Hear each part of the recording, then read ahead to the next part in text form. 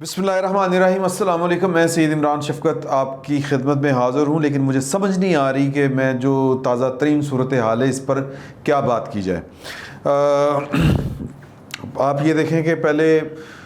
मरीम नवाज़ साहिबा ने ट्वीट किया कि जी के पाकिस्तान के जो सेनेट के इलेक्शन हैं उन पर वो क़ुव्वतें असरअंदाज़ हो रही हैं जिनको नहीं होना चाहिए। उनके वोटरों को, यानी कि जो सेनेटर्स हैं, उनको फ़ोन आ रहे हैं और उन पर दबाव डाला जा रहा है। फिर उसके बाद प्रेस कॉन्फ्रेंस हुई और बल्कि उस प्रेस कॉन्फ्रेंस से पहले जो वाक़या हुआ वो बड़ा दिलचस्प है कि पीडीएम के जो मुश्तरका उम्मीदवार हैं चेयरमैन सेनेट के लिए, यूसुफ रज़ा गिलानी, उनसे सहाफ़ियों ने पूछा कि जनाब के आप क्या समझते हैं कि, क्योंकि मरीम नवाज़ ने तो ये कहा, तो उन्होंने कहा कि जी मुझे तो ये नहीं लग रहा, इसलिए मैं कह रहा हूँ कि वो गैर जानबदार हैं और फ़तह हमारी होगी। Okay, very good. फिर उसके बाद यूसुफ रज़ा गिलानी के इस बयान के बाद जो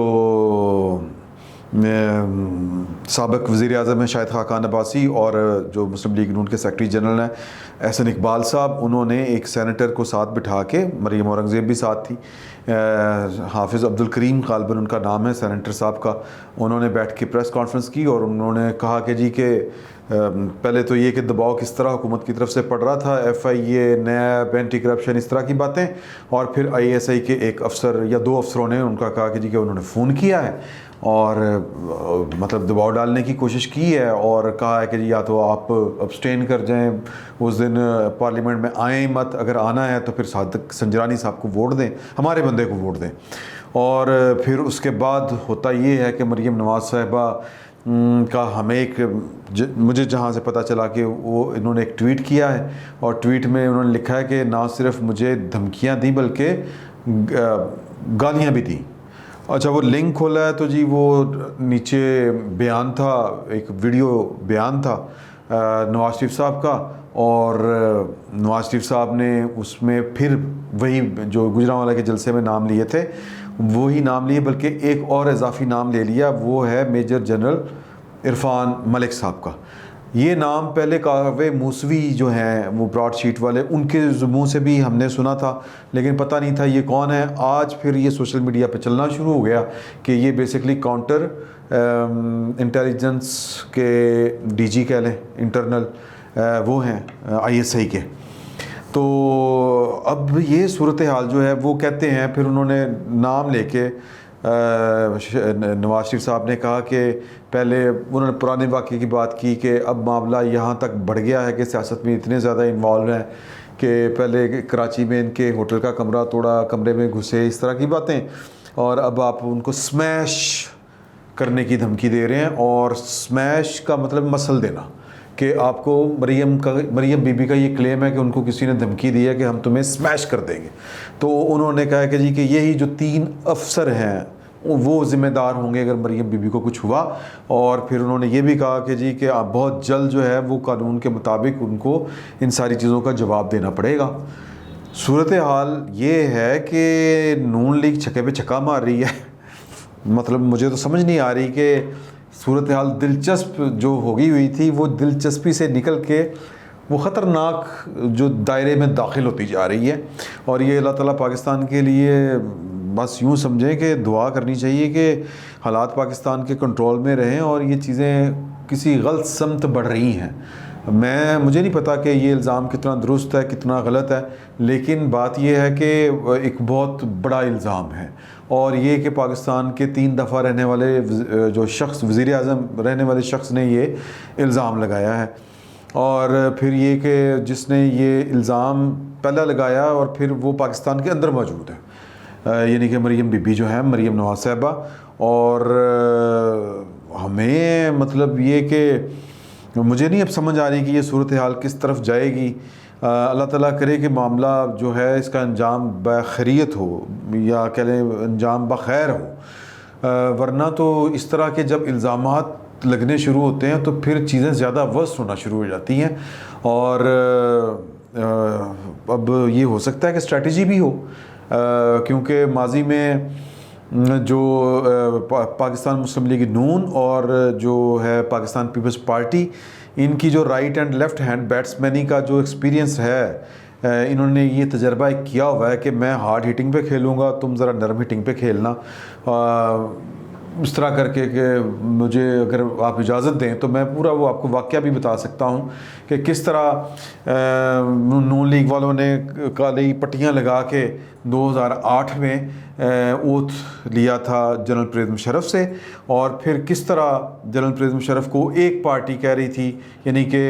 जिसका वज़ीर आज़म था यूसुफ रज़ा गिलानी, यानी कि आसिफ अली ज़रदारी, वो कह रहे थे कि हमें दरमियान का रास्ता देना है, कलीन बिछा के, मतलब इस तरह करके।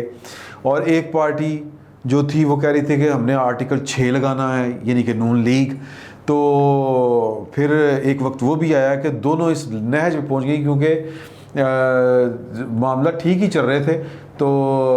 जो है परवेज़ मुशर्रफ, उन्होंने कह दिया कि मैं अभी हुकूमत का जायज़ा ले रहा हूँ कि ये किस तरफ जा रहे हैं। नून लीग और जो मुस्लिम पीपल्स पार्टी, इनके दरमियान ज़रा थोड़ा सा फासला पैदा हो गया हुआ था, लेकिन फिर जो हैं आसिफ अली ज़रदारी, उन्होंने नून लीग से ख़ुद रब्ता करके कहा, ये पहला उन्होंने रब्ता किया था इसहाक डार साहब से, और उनको मुलाकात के लिए बुलाया, और उन्होंने कहा कि क्यों ना परवेज़ मुशर्रफ को बाहर निकाल दें सिस्टम के अंदर से।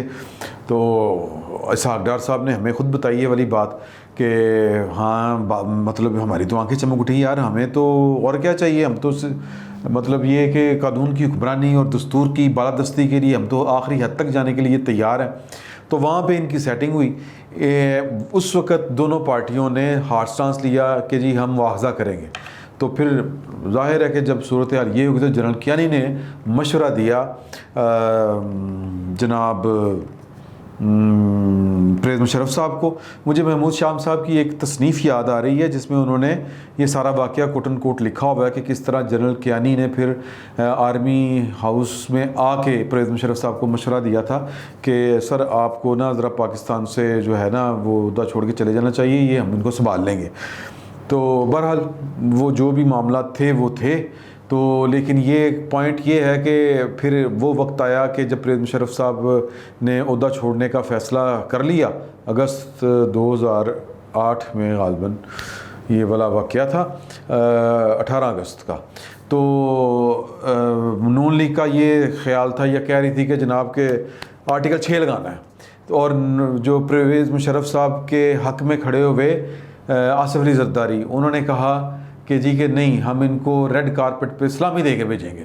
तो फिर वही हुआ, वो निकल गए सलामी लेके रेड कारपेट पे। तो फिर वक्त ने ये साबित किया कि ये दोनों भाइयों की हिकमत अमली थी कि एक जो है वो आर्टिकल 6 फड़ लो का रौला डालेगा, और एक जो है वो कहेगा जी जनरल साहब मैं अखा बंद की दोनों दिन निकल जाओ।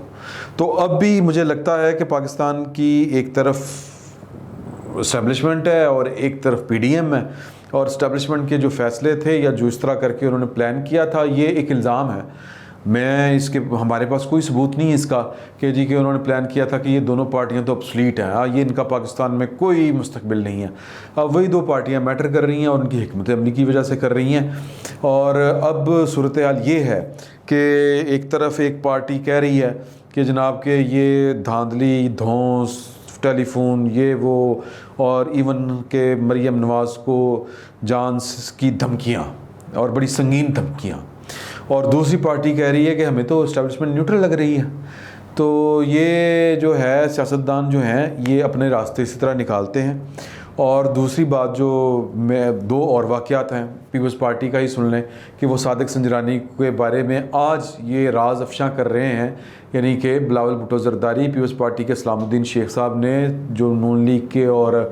पीपल्स पार्टी के जो सेनेटर्स हैं उनके एजाज़ में इशाइया दिया हुआ था, वहाँ पे बिलावल भुट्टो ज़रदारी साहब ने वो वाक़यात से पर्दा उठा रहे हैं जो वाक़यात कभी भी मंजर आम पर नहीं आते थे माजी में। वो कह रहे हैं कि जी सादिक संजरानी साहब ने हमें कुरान पे ओथ देने का कहा था कि मुझे आप चेयरमैन सेनेट के लिए हेल्प करें और मैं जनाब मैं पार्टी आपकी ज्वाइन करूँगा, लेकिन बाद में इन्होंने हमें धोखा दे दिया। यानी वो वाली पुराने दौर की मैं बात कर रहा हूँ कि नून लीग के ख़िलाफ़ बेसिकली वो अपने नून लीग के दोस्तों को बता रहे हैं कि यार कि वो वाला माहौल ये वाला था, हम आपके ख़िलाफ़ सच नहीं चले थे या जो भी था, क्योंकि नून लीग का एक शिकवा तो है कि जब इन्होंने सादिक संजरानी साहब को जितवाया था पहली दफ़ा, तो ये वो बातें खुल के बयान कर रहे हैं। और वो कह रहे हैं कि वो पिछले दौर की वीडियो जो लीक हुई है सादिक संजरानी की, वो शायद इस यानी करंट नहीं है, इस बार की नहीं है। और फिर नवाज जो हैं वज़ीर आज़म इमरान ख़ान साहब, वो एक और जनाब छक्का लगा रहे हैं। उन्होंने छक्का क्या लगाया कि आज उनकी कोर कमेटी के इजलास में 2 काम हुए। एक ये उन्होंने कहा कि जी के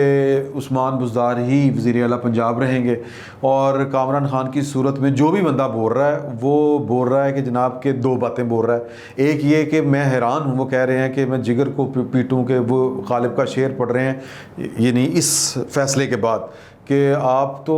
मतलब अपना बेड़ा गर्क खुद करने पे तुले हुए हैं। इसका सादा मतलब ये बनता है उनके ट्वीट का। फिर उन्होंने एक अपनी वीडियो भी शेयर की है जिसमें उन्होंने कहा है कि मैंने कल आपको पूरी नेक नीयती के साथ ये मशवरा दिया था कि पंजाब में बुज़दार मजाक बंद करें,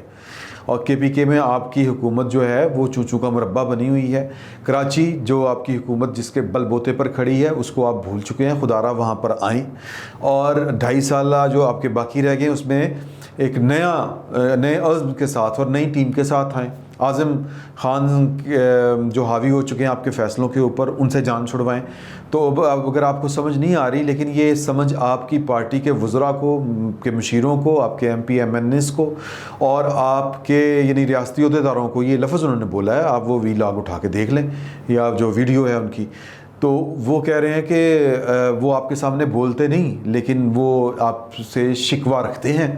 तो इसका मतलब ये है कि कल वाले इलेक्शन में तो वो फिर इमरान खान के कैंडिडेट को वोट नहीं देंगे, क्योंकि वो कैंडिडेट तो PTI के एज सच है ही नहीं। एक बात यानी एक जो है वो BAP का है बाप का, और एक जो है वो नून लीग को उठा के तो आपने मतलब अपना deputy chairman senate Mirza Mohammad Afridi जिनका नाम है उनको आपने डिक्लेयर कर दिया, और खरपति आदमी है। अब ये पता नहीं क्यों आपको इसी तरह के ही लोग नज़र आते हैं, और हालांकि आप माली तौर पर करप्ट भी नहीं हैं। 70 करोड़ का इल्ज़ाम भी आप पे लगता है, और जितने आपने सेनेटर लिए हैं सारे अरबपति खरबपति हैं।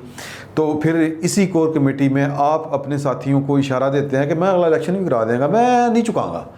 तो ये झुकने वाली जो बात है, मुझे तो ये लगता है कि शायद हर कोई अपनी अपनी गेम कर रहा है। PDM अपनी गेम कर रही है, जाहिर है कि उसको अपनी गेम ही करनी चाहिए, वो इमरान खान की गेम तो नहीं करेगी।